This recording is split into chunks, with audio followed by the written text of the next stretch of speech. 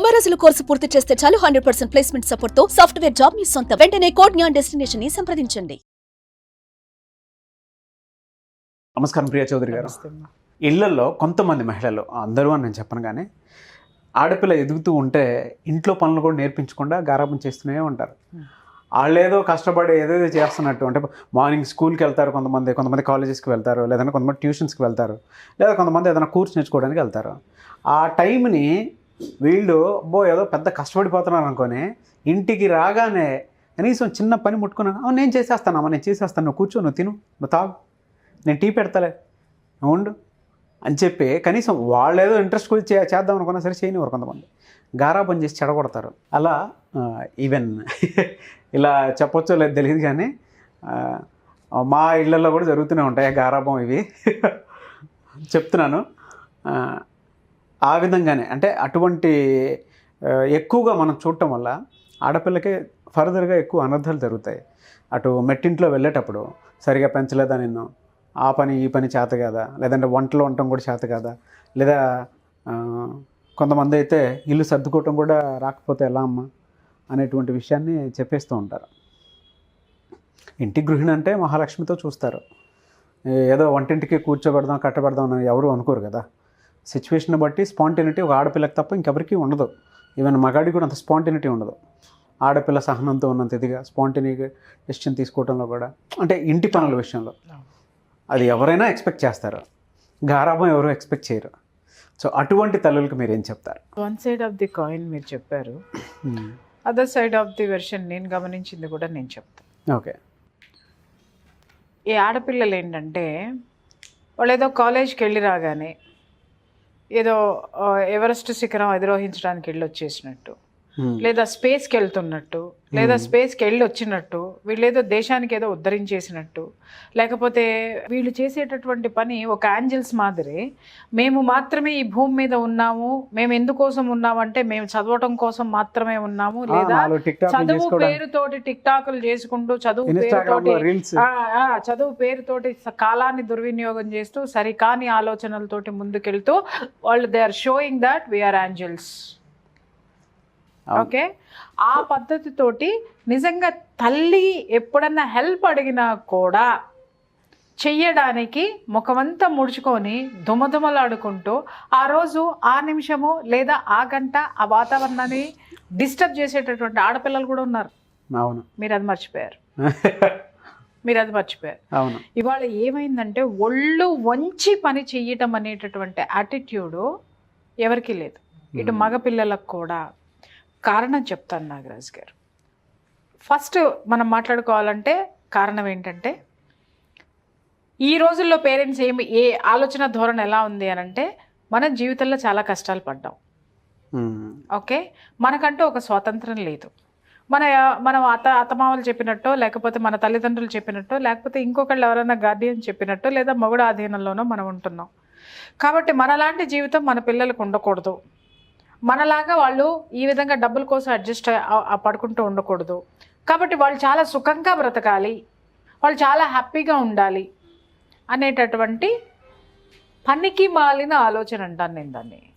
పనికి మాలినటువంటి ఆలోచనని దృష్టిలో పెట్టుకొని వీళ్ళకి అవసరానికి మించిన సుఖాలు ఇచ్చుకుంటూ, అవసరానికి మించిన శరీరానికి విశ్రాంతినిస్తూ, అవసరానికి మించినటువంటి గరాబాన్ని ఇస్తూ వీళ్ళు నాశనం చేస్తున్నారు ఆడపిల్లల జీవితాలు. అవును. నా చిన్నప్పటి నుంచి కూడా నా ఇంట్లో నాకు అలవాటు ఏంటంటే, ఏ పని అయినా చిన్న ఎగ్జాంపుల్ చెప్తాను సార్. నా జీవితంలో నేను నేర్చుకున్న పాఠం, మా నానమ్మ ఉంటారు. అసలు ఆవిడ ఇంటి పని ఎంత అద్భుతంగా చేసేవారంటే, అప్పట్లో మా ఇల్లేమో ఒక ఇల్లు ఇట్లా నాపరా వేసి ఉండేది, ఏది ఉండే ఇల్లు. వంటగది మాత్రము అలికేటటువంటి ఇల్లు ఉండేది, పేడతోటి అలకాలన్నమాట. అది ఓకే, ఆల్మోస్ట్ అదే ఉంటుంది.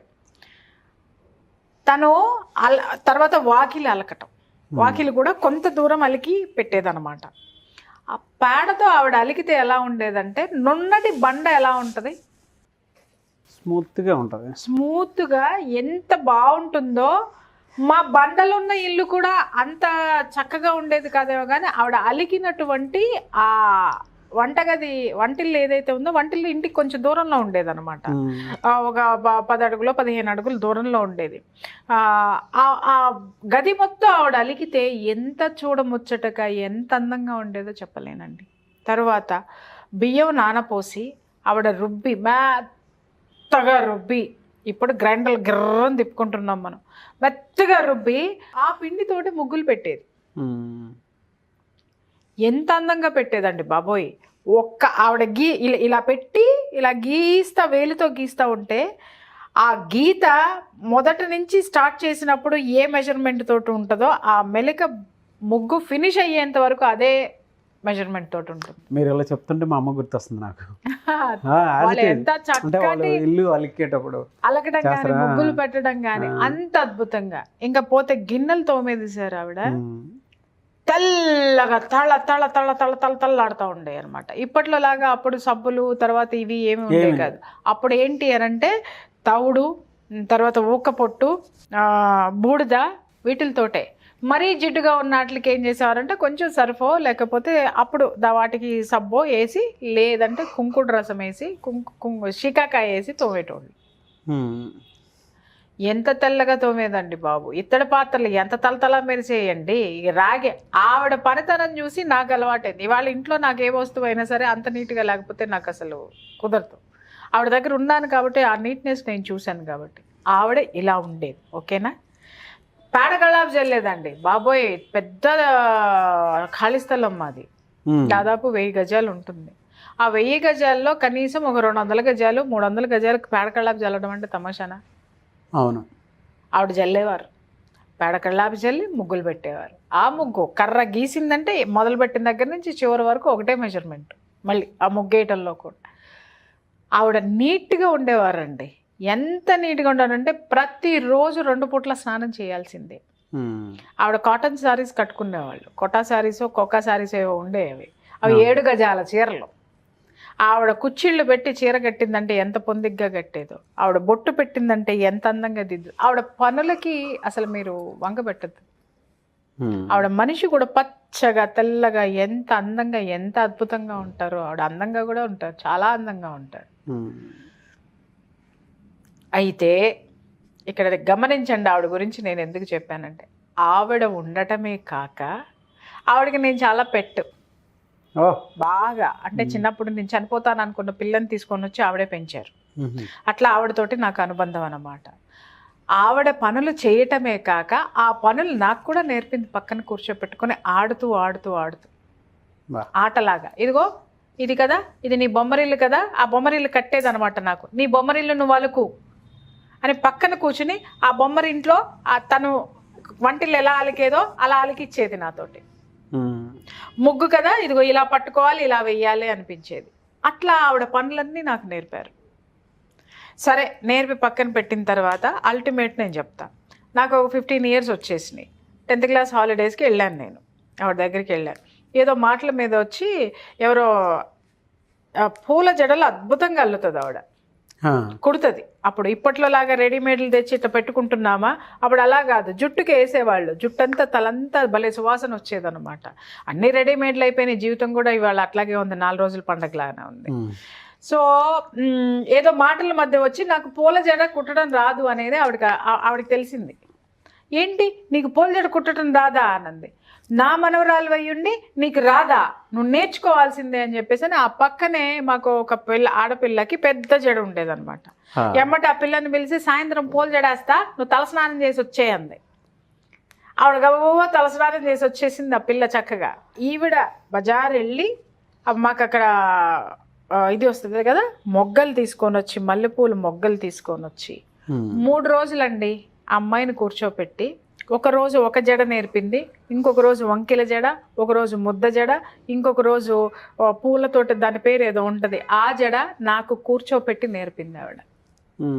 ఈరోజు నేను పూల జడలు చాలా బాగా అల్లుతా. అంటే ఆవిడ ఉద్దేశం అప్పుడు నాకు ఒక సూత్రం చెప్పింది ఏంటంటే, అమ్మా మనకి పనులన్నీ వచ్చి ఉండాలి, అన్నీ నేర్చుకోవాలి. ఎప్పుడు ఏ నిమిషాన మనం ఆ పని చేయాల్సి వస్తే ఇంకొకళ్ళ కోసం చూడకుండా మన పని మనమే చేసుకునేటటువంటి అవగాహన ఆ పని మీద మనకు ఉంటుంది. అలా లేదనుకో, ఆ పని రాలేదనుకో, నువ్వు ఇంకొకళ్ళ మీద ఆధారపడాలి. వాళ్ళు రాలేదనుకో, ఆ రోజు నీ పని అంతా డిస్టర్బ్ అయిపోతుంది, నీ మూడంతా డిస్టర్బ్ అవుతుంది, నీతో పాటు నీ కుటుంబం కూడా డిస్టర్బ్ అవుతుంది. అదే నీకు పని వచ్చి ఉండున్నట్లయితే ఆ పనిని అక్కడ నీకు సహాయం ఎవరు రాలేదు అనుకుంటే ఆ పని నీకు నువ్వే చేసేసుకున్నావు అంటే టైం సేవ్ అవుతుంది, పీస్ ఆఫ్ మైండ్ ఉంటుంది, నీ పని నువ్వు అందంగా చేసుకున్నావు అన్న సంతృప్తి నీకు ఉంటుంది, 10 మందికి నువ్వు హెల్ప్ చేసిన దానివి అవుతావు, అంటే నీ కుటుంబ సభ్యులు మొత్తానికి. ఆవిడ ఎంత అర్థాన్ని చెప్పింది దాంట్లో. ఆడపిల్లలు పని ఎందుకు నేర్చుకోవాలి అని అంటే, ఆడపిల్ల ఒక్కటి బద్దకిస్తే కుటుంబం మొత్తం డిస్టర్బ్ అవుతుందని చక్కగా చిన్న మాటలో చెప్పింది ఆవిడ నాకు. అవును. ఓకే, ఇంకొక మాట చెప్పింది ఏమని అనంటే, అమ్మ ఆడది ఎలా ఉండాలి అనంటే, ఎవరైనా సరే బంధువులు ఎవరైనా అర్ధరాత్రి తలుపు కొట్టినా నువ్వు తీస్తే నీ ముఖం చంద్రబింబంలా ఉండాలి,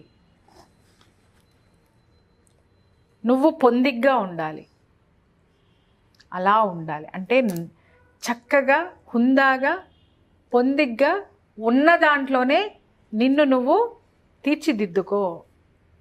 ఎప్పుడు ఒబ్బిడిగా ఉండు అంటారు కదా, ఒబ్బిడితనం అంటారు. అంటే ఏంటి అంటే, కట్టిన చీర నలగద్దు, జుట్టు చెరగద్దు. అట్లాగైనా అర్ధరాత్రులు అయితే చెరగకుండా అలాగే కూర్చోమంటారు, అలాంటి పిచ్చి క్వశ్చన్ లేకండి. అంటే ఎప్పుడైనా ఎక్కడైనా లోపలైనా బయటైనా ఒకేలా ఉండు. నేను మా డ్రెస్సింగ్ వెర్షన్లో మనం 1-2 సందర్భాల్లో మనం ఎపిసోడ్స్ చేసుకున్నాం. నైటీలు వేసుకుని ఇంట్లోనే ఉంటాం కదా అని ఎట్లంటే అట్లా ఉంటాం, ఏమంటే అది చేస్తే ఎవరన్నా వచ్చారంటే ఇబ్బంది పడిపోతాం. రైట్, ప్రాణం బాగున్నప్పుడు మనకు బద్ధకం వచ్చినప్పుడు లేదు అని ఇంట్రెస్ట్ లేని 1-2 రోజులు ఉండడం ఓకే, కానీ అదే అలవాటు చేసుకొని ఉంటాం చూడండి. అవును. నాకు ఆవిడతోటి వచ్చిన ఆ నీట్నెస్ కానివ్వండి, ఆవిడతో వచ్చినటువంటి ఆ దీన్ని కానివ్వండి, మా ఇంట్లో మా పిల్ల తల దువ్వుకోకుండా కానీ స్నానం చేయకుండా కానీ ఇన్ టైంలో నాకు కనపడకపోతే విపరీతమైన కోపం వచ్చేస్తుంది నాకు. తర్వాత ఇప్పుడు మీరు అడిగారు కదా, తల్లులు ఎందుకు నేర్చుకోవాలి అని అంటే, మా నాన్నమ్మ కథే ఉదాహరణ ప్రతి తల్లికి కూడా. ఇవాళ ఆవిడ నాకు నేర్పిన ఆ పనులు ఏవైతే ఉన్నాయో, ఆ తర్వాత మా అమ్మమ్మ ఆ పనుల్ని షార్ప్గా చేసింది. అంటే మా ఇంట్లో చాలామంది ఉండేవాళ్ళం, ఉమ్మడి కుటుంబము, ఎక్కడ పనివాళ్ళు లేరు మాకు. మా నాన్నమ్మ వెర్షన్ ఇలా ఉంటే, మా అమ్మమ్మ ఇంటికి వచ్చిన తర్వాత అది షార్ప్నెస్, నా పనులకి షార్ప్నెస్ పెరిగింది. మాది ఉమ్మడి కుటుంబం, కేవలం బట్టలు ఉతకడానికి మాత్రమే ఒక మనిషి ఉండేవారు, ఇంకా మిగిలిన పనులన్నీ ఆడపిల్లలు మేమే చేసుకోవాలి. ఒక్కొక్కళ్ళం షేర్ చేసుకునే వాళ్ళం. ఒకళ్ళ గిన్నెలు కడిగితే ఇంకొకళ్ళు ఇల్లు మొత్తం ఊడ్చుకొస్తే, అదో పెద్ద ఇల్లు, 350 గజాల ఇల్లు. ఆ ఇల్లుని మేమే తుడవాలి, మేమే కడగాలి, మేమే అందంగా తీర్చిదిద్దుకోవాలి. సో అక్కడ కూడా మా అత్తలు కానీ వాళ్ళందరూ చాలా నీట్గా ఉండేవాళ్ళు, చాలా నీట్గా ఇల్లు పెట్టేవాళ్ళు. అక్కడ మేము పనులు నేర్చుకున్నాం నాగరాజు గారు. ఈరోజు నా ఇంటికి ఎవరైనా వస్తే నా ఇల్లు చాలా నీట్గా ఉంటుంది. వచ్చిన వాళ్ళందరూ అడుగుతూ ఉంటారు, మీ ఇంట్లో పాజిటివ్ ఎనర్జీ ఉందండి అని. Positive energy is nothing but neatness అండి, అంతే, అంతకుమించి ఇంకేం లేదు. అనవసరమైన వస్తువులన్నింటినీ పెట్టేసుకుని ఎక్కడ పడితే ఎందుకు ఉంటాయి అంటే, మా ఇంట్లో మా అమ్మాయికి నేను చెప్తా, ఏ వస్తువు ఎక్కడ లేకపోతే ఇంకా ఆ రోజు శివంగిలాగా లెగస్తా, చిర్రెత్తుకొచ్చేస్తుంది నాకు. ఈ రోజు నేను తనకు పని నేర్పకపోతే బతికిచ్చేస్తుంది. ఆవిడే నా కూతురు ఏదో షార్ప్గా పనులు చేసేస్తుందని నేను భజన చేయను, పొడవాలి వెనక. అది కూడా ఏంటంటే పెద్ద త్యాగం చేసేస్తున్నట్టు. ఎందుకంటే ఓ పక్క గారాబం, తండ్రి గారాబం ఎక్కువ ఉంటుంది కదా ఆడపిల్లలకి, అది చూసుకుని వీళ్ళు ఇంకొంచెం రెచ్చిపోతూ ఉంటారు. బట్ అవి నేను సాగనివ్వను. కారణం ఏంటంటే, నా ఇంట్లో ఉన్నంత వరకు నా బిడ్డ అండి. రేపు పొద్దున నా బిడ్డకి పెళ్లి చేసి పంపించిన తర్వాత అత్తగారికి బిడ్డ అవ్వదు, కోడలవుద్ది. అవును. కోడల్ని ఏ దృష్టితో చూస్తారంటే, బాధ్యతలు ఉన్నాయా లేవా అనే చూస్తారు. కోడలి బాధ్యత ఏంటి? ఇంటిని శుభ్రంగా పెట్టుకోవడం, వంటిని శుభ్రంగా పెట్టుకోవడం, ఆ ఇంటిని తీర్చిదిద్దుకోవడం కోడలి బాధ్యత. ఇవన్నీ ఆడపిల్లకి కావాల్సినటువంటివన్నీ నువ్వేమన్నా చెప్పి నీ ఇంట్లో నుంచి చెప్పి పంపిస్తున్నావా? లేదే. అంటే దేశంలో నీ కూతురు మాత్రమే చదువుతుందా? దేశంలో నీ కూతురు మాత్రమే ఉద్యోగం చేస్తుందా? ఉద్యోగం చేసే ఆడవాళ్ళందరూ ఇవాళ చూడండి బిజినెస్లు చేస్తున్నారా? నేను కూడా చేస్తున్నాను నాగరాజు గారు. నేను పనాళ్ళని పెడతా. పని వాళ్ళని ఎందుకు పెడతాను అనంటే, నాకు టైం అంటే ఇన్ని సంవత్సరాలు నేను కష్టపడి ఉన్నాను కాబట్టి, ఇప్పుడు నాకు హెల్త్ బాగుండట్లేదు కాబట్టి నేను ఇప్పుడు పనాళ్ళ మీద ఎక్కువ ఆధారపడాల్సి వస్తుంది నాకు. ఓకే, కాబట్టి నేను పని వాళ్ళనే పెట్టుకున్నా, ఆ పని వాళ్ళు నీట్గా చేయకపోయినా వాళ్ళకి తలంటేస్తా. నాకు అది కుదరదు. వాళ్ళ మీద వదిలిపెట్టేసి నేను కూర్చోవటం అనేది కూడా కుదరదు. కానీ నేను చేసుకునే పనిలో ఉన్న సంతృప్తి పని వాళ్ళు చేసి పెట్టిన దానికి తేడా ఉంది. అలాగని పని వాళ్ళు ఉన్నారు కదా అని చెప్పేసి అని మా అమ్మాయిని ఊరికే పెట్టను. పని వాళ్ళు చేసే పని వాళ్ళు చేసుకెళ్తే మిగిలిన పని అంతా తను చేయాల్సిందే. కొంతమంది ఇల్లు శుభ్రంగా ఎందుకు ఉండవనంటే ఆడపిల్లలు బట్టలు ఏడుస్తారు కదండి, ఎక్కడ పడితే అక్కడ పడేస్తారు. చూడండి, మీరు చాలా ఇళ్ళకి వెళ్ళి చూడండి, గుట్టలు గుట్టలు బట్టలు ఉంటాయి, ఇష్టం వచ్చినట్టు బట్టలు కొనేస్తారు. ఎన్ని వేసుకోవాలో ఏది అవసరమో కాదు, కంటికి నచ్చింది కొనేస్తారు. 500కి వస్తుందో, 600కి వస్తుందో, 1000కి వస్తుందో, 2000కి వస్తుందో వాళ్ళ బడ్జెట్ని బట్టి కొన్ని పడేస్తారు. విపరీతమైనటువంటి బట్టలు ఉన్న అల్మర ఒకటైతే మేము బయట ఉన్నటువంటి బట్టలు ఇంకొక 4 అల్మరలకు సరిపోతాయి. ఒక్కసారి ఆలోచించి దుబారా నువ్వు ఎక్కడి నుంచి అలవాటు చేస్తున్నావు? నీ కూతురుకి నీ మీద ప్రేమ ఉంది కాబట్టి ఇవాళ నువ్వు గుడ్డలు అన్ని ఎక్కువ కొనడం అలవాటు చేస్తే రేపు పొద్దున అత్తగారింటికి వెళ్ళిన తర్వాత వాళ్ళు పొదుపుగా ఉండేటటువంటి వ్యక్తులు, లేకపోతే కొననివ్వనటువంటి పిసినారి వాళ్ళు, అట్లా ఉంటే వాళ్ళకి వేరే సంగతి. అక్కడ అడ్జస్ట్ అవ్వాల్సినటువంటి వాతావరణంలో నీ కూతురు అడ్జస్ట్ కాదు. బట్టలు ఎప్పుడు కొనాలా? పండక్కో పబ్బానికో. నా చిన్నప్పుడు బట్టలు ఎప్పుడు కొనాలంటే 3 పద్ధతులు. ఒకటి ఏంటంటే పుట్టినరోజుకి కంపల్సరీగా, 2 పెద్ద పండగలు వస్తాయి. పెద్ద పండగలు అంటే సంక్రాంతి ఒకటి, దసరా ఒకటి, అంతే తప్ప, లేదా దీపావళి, అంటే ఆప్షన్స్ అనమాట. ఇంకా అంతకుమించి బట్టలు ఉండేవి కాదు. ఒక గౌను కొంటే ఆ గౌను ఒంటి మీదకి రొటీన్గా వచ్చేంత వరకు అది కొత్త గౌనే. బీరువాలో ఉన్నంతకాలం అది కొత్త గౌనే. ఎక్కడికి వెళ్ళినా కూడా అది వేసుకెళ్తే అది కొత్త గౌనే. అవును, ఎవరు అడిగేవాళ్ళు కాదు, ఎప్పుడు నువ్వు ఇదే గౌన్ వేసుకొస్తున్నావు అంటే అని అడిగేవాళ్ళు. కొత్త గౌన్ వేసుకొచ్చా. ఇప్పుడు విపరీతమైన నాగరికత అనేటటువంటి పేరు పెట్టి విపరీత ధోరణిలోకి దేంట్లోకి అయితే వెళ్ళామో, ప్రతిదీ ఈరోజు కొనుక్కొని ఈ today's news paper is tomorrow's waste paper లాగా today's wearing dress is tomorrow's waste బిన్లో ఉంటుంది అది. అంటే జీవితాన్ని మనం ఏం చేసేసాము, మన అలవాట్లను కానీ మన వ్యవహారాన్ని కానీ ప్రతి ఒక్కదాన్ని కూడా టిష్యూ లాగా చేసేసాం మనం. అవును, యూజ్ అండ్ త్రో. వేసుకునే బట్టలు యూజ్ అండ్ త్రో, కట్టుకున్న మొగుడు యూజ్ అండ్ త్రో, చేసే ఉద్యోగం యూజ్ అండ్ త్రో, నువ్వు నీ చుట్టూ బంధువులు యూజ్ అండ్ త్రో, నీ friends use and throw characters కింద మనం మారిపోయామా? మనల్ని మార్చుకున్నామా? లేకపోతే మనం పిల్లల్ని అలాగే పెంచుతున్నామా? ఇవాళ ఎలా అయిపోయిందంటే ఉద్యోగాలు నీకు నచ్చితే ఈ కంపెనీలో ఉండి, లేకపోతే ఇంకొక కంపెనీ రెడీగా ఉంది. బట్టలు నచ్చితే నీ ఒంటికి వేసుకో, లేకపోతే పడేసి ఇంకో బట్టలు కొనుక్కో. అలాగే ఇల్లు, మొగుడు నచ్చితే 4 రోజులు కాపురం చేయి, లేకపోతే ఇంకొంచెం నచ్చితే 2 రోజులు ఎక్కువ చేయి. ఆ తర్వాత లేదంటే వాడిని వదిలేసి ఇంకొకటికి పో. ఎక్కడికక్కడ ఆప్షన్స్ అనేది 1:10 పెట్టేసుకుంటున్నారు. అయితే ఇవన్నీ బాగున్నాయి నాగరాజు గారు. ఎవరి వ్యక్తిగత స్వేచ్ఛకి మనం అడ్డం రాము, మనకు సంబంధం లేదు. 10 బట్టలు వేసుకొనివ్వండి, 100 బట్టలు వేసుకొనివ్వండి, 4 చేసుకొనివ్వండి, లేకపోతే 4 తిరగనివ్వండి, సంబంధం లేదు. నువ్వు మనశ్శాంతిగా ఉంటున్నావా? Disturbed life. 24 గంటలు ఒక ఆడపిల్ల చూడండి, వాళ్ళ ఏ ఆడపిల్లనైనా సరే చూడండి, మనం స్టూడెంట్స్ వెర్షన్లో తీసుకొని అడగండి, ప్రతి ఆడపిల్ల ఏదో ఒక యాంగ్జైటీ డిజార్డర్ తోటి బాధపడుతుంది. అవునండి.